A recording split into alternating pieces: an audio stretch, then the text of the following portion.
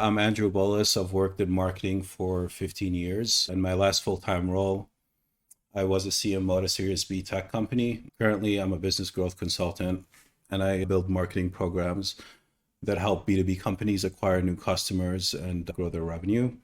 I'm based in the US, out of Chicago.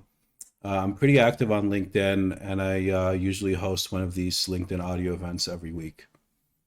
David, please go ahead and introduce yourself. Sure. Hey, everybody. I just noticing some people from India and Singapore and some of my Asia crew as well. So just shout out. I know what that APAC time zone life is like. So it's late at night. So appreciate everybody showing up.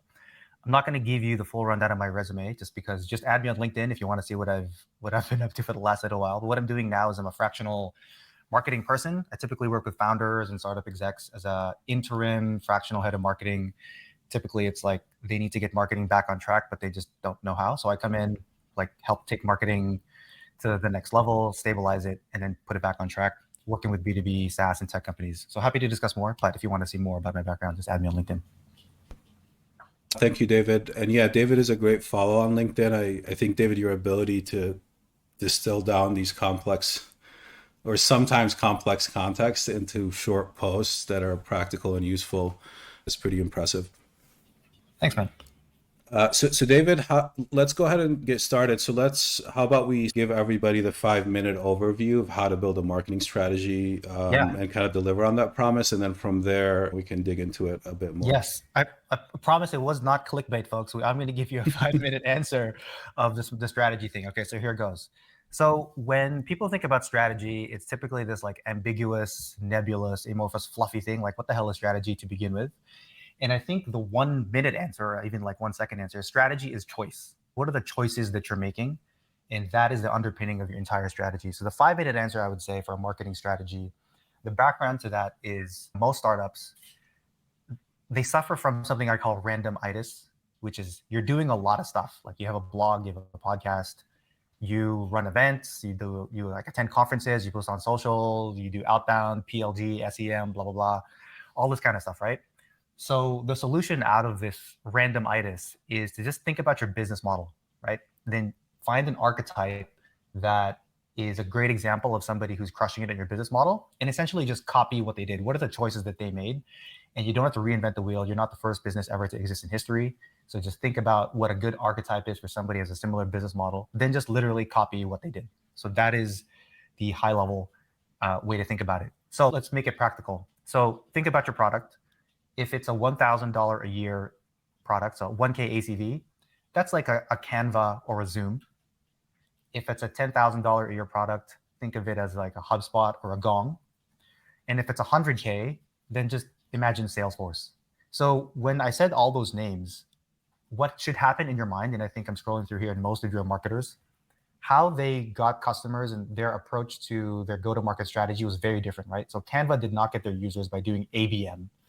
Salesforce didn't grow to the massive behemoth they are by doing a freemium strategy. And HubSpot didn't grow with this hardcore outbound sales motion because their business model dictates the go-to-market. And so if you are a similar business model like Canva, and let's call that 1K ACV a year, what are the product-led growth strategies that you could use? What are the freemium business model virality measures that you could use to grow your company? If you're 10K ACV like HubSpot or Gong, it's heavily on content. There's some channel partnerships going on there. There's some degree of paid. So it's a bit of a blend of both. And then all the way through to if you're a big enterprise company with long sales cycles, you should not necessarily be investing in virality. You're all about the ABM, sales-led, named account approach. And that's how you're going to do it. Steak dinners and stuff, right? Zoom did not grow in the early days by steak dinners. And Salesforce did not grow by having a crazy viral product. So similarly, that's how you would define your strategy. I think I did that in 4 minutes. Hopefully we got some payoff there on the promise. Yeah, no, and I love that approach because it just saves a lot of time and effort. From you making mistakes, you repeating mistakes other companies have probably made. So David, let's zoom in then on the first step, that business model. And I know you work with early stage companies, so when you're starting to work with maybe an early stage company, how do you help them pick the business model, or what goes into making that decision? Typically, the business model is if it's really early stage, they have a thesis of what their business model is. So it's like, we think we are serving SMBs, or we think we are serving enterprise. If that is not decided, then you have much larger problems than what is the marketing strategy or content strategy you should be using. So that's typically decided either by the founders or just like the business leaders of the company.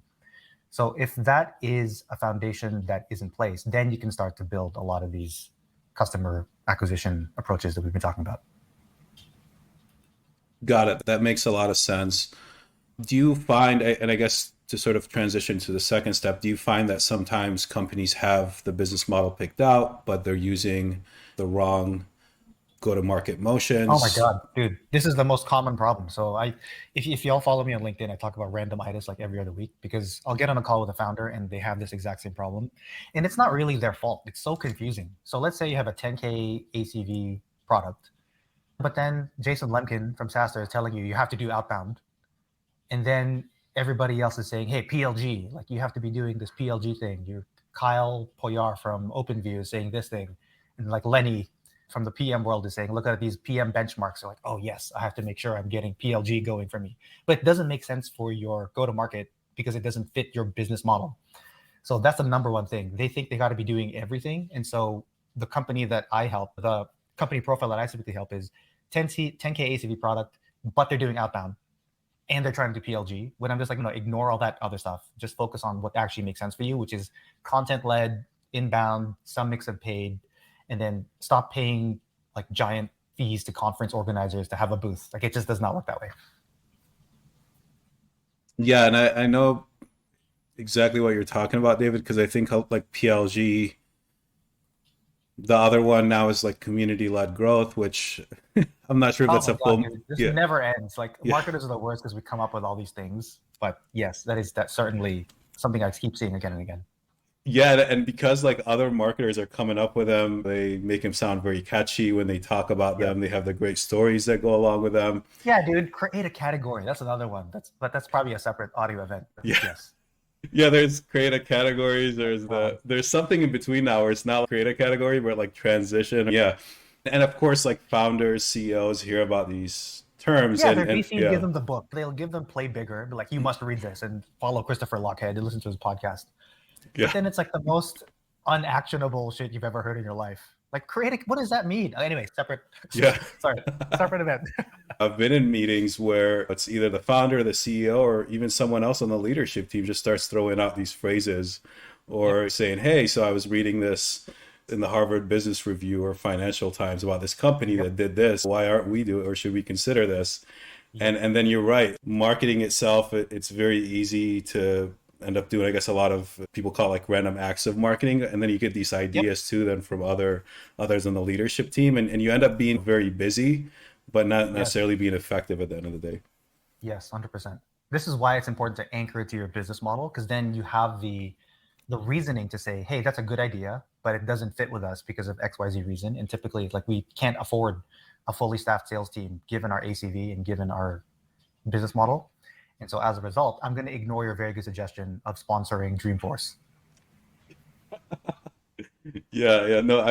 Events and getting a booth and all that stuff is a whole other. Yeah, it feels good because it's visible. You get a lot of content for LinkedIn. The founder gets to shake hands with people. You look at the ROI of that, it's just horrendous. It feels good. Salespeople too love the trade shows, especially if it's like something in like Vegas or whatever, because they get like a vacation out of it. Yeah, I wonder why. Yeah. They come events is a whole separate topic, but yeah, events always gets thrown out there. I'm trying to think of what else commonly gets thrown out there, but you're right, a lot of times it's just the trendy thing or the thing that everybody's talking about. I should clarify also, there's nothing wrong with the booth thing or the event or the stake image. It just has to fit the business model, right? Like it has to justify all that human attention and energy. Like the ACV just has to be meaningful for that to be worth it. But I think people treat that as a default because, especially in the early stage, the instinct of the founder, if not the whole team, is like, hey, let's just hustle, let's do stuff, hand-to-hand combat, because that's what everybody tells you should be doing. And that's what that is what's rewarded in the early days, just doing stuff. But then you reach the point where you're needing to scale. And typically I see this series A, B, C, where being high output is insufficient for you to get to that next stage, because you need to be a bit more systematic. And then that's when the go-to-market strategy stuff that we're talking about becomes relevant. Yeah, no, that makes a ton of sense. And I think you've shared this with me before, but it basically comes down to, you like to say, identify your constraints. Yes. Oh, so we get into the longer answer now. So I've given the Yeah, four. let's dig into the longer answer. Yeah. Okay. So the 5-minute answer was, let's just copy whoever has your business model, right? The longer answer still retains the foundation of what is strategy is choice. And I think there's 3 choices you have to make. Full credit where credit is due. A lot of this is based off a book called Playing to Win. So go read that book if this is something that you're struggling with, because that book is incredible. It's also based on another book called Good Strategy, Bad Strategy. So credit where credit is due. That's where it's coming from. So 3 choices you have to make to define a strategy that works. What is your goal? Where do you play? And how do you win? What is your goal? Where do you play? How do you win? So let me go through each of those with some examples. So the first choice you have to make is, what is your goal? What are you trying to do in the first place? And I like to think about this as, what does a gold medal look like? And this applies to different levels of company level. This can apply to team level. It can even apply down to an individual level if you're coming up with a personal strategy or like just for your team. So what does a gold medal look like? So an example is, from my experiences, we have to drive $1 million in pipeline by the end of the year. That's what a gold medal would look like. Everybody will get promoted. The CEO, when she does a board meeting, looks great. So that's a gold medal. So you have to define that for yourself before you get to the other steps. Because if you don't know what good looks like, you don't know what a gold medal looks like, then it is hard to define a strategy and make choices based off that. So first is make the choice of what your goal is. So the next is, where do you play? And that really means, what market are you choosing? What audience do you want to serve? For those of you who are maybe close to the sales world, this is essentially like the ICP, or when they're drawing up named accounts. Who is the market that is most likely to be already have a budget line item for the thing that we're selling? Who's excited to buy it? As if there's a big TAM for who we're selling to, and we already have some kind of organic traction, high NPS, or a good word of mouth.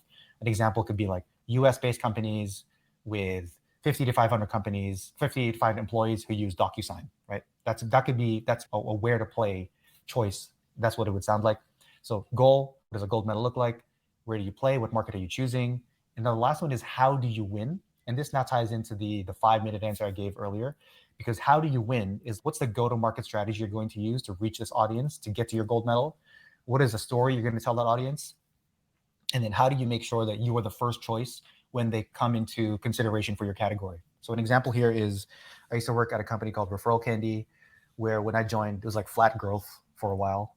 And a reason for that is because they were doing everything. They were suffering from randomitis, random active marketing. I came in, it was like a 7K ACV product, but they had a sales team for some strange, bizarre reason. Inbound was working, but it wasn't being properly invested in because it was stretched in a lot of different ways. And it was there was some element of PLG virality, but again, half baked, just because the focus was so diffuse. So how to win? What we decided was, okay, what's our gold medal? It was break $1 million pipeline and ARR over this time frame. Where do we play? It's Shopify users. So we were a e-commerce MarTech platform. We were going after WooCommerce, custom builds, Magento, all over the map. But we focused it down just to Shopify users. And therefore, our how to win choice was very constrained productively because of these questions that we answered, because of these choices that we made. And the way we won was, we're just going to really invest in our Shopify presence and make sure we are all over the place in that ecosystem. So our marketing went from, how do we support the sales team? How do we make sure we're doing in-app virality? How do we do like blog posts? It went from all of that to just focusing on blog posts that were now focused, laser targeted on Shopify users and Shopify use cases. So we would interview Shopify store owners, the successful ones, and get them to promote us. We would sponsor events strategically that were in target cities that we have for Shopify within the Shopify ecosystem. We made sure our Shopify app store listing was like super, super good. So tons of reviews, all the screenshots looked amazing, and it was based on user feedback. And then we invested in the product side as well to make sure that was really tight from a Shopify integration perspective. So you come in as a Shopify user, easy sign up, seamless, and we gave you great support. So you were highly likely to leave a review. So that's an encapsulation of how all that comes together. So what is your goal? What does a gold medal look like? Define that, be really clear against it, and not just as a marketing team, but as a business. Where do you play? So what audience are you serving? How can you be very clear around that? If you talk to a salesperson, if you talk to a product person, if you talk to the CEO, they all have the same answer. And then how do you win is an outgrowth of those two choices. And it actually should reveal itself based off the previous choices and the guardrails that you set up. I love that framework, David. And I think obviously when you're that strategic about it, it creates a lot of efficiencies. I'm sure when it comes to even resource allocation, you're able to reallocate some of the resources that were wasted before on these random acts of marketing. And now you just focus everything on this strategy. So I'm sure it's more efficient and it's a lot more effective. Big time.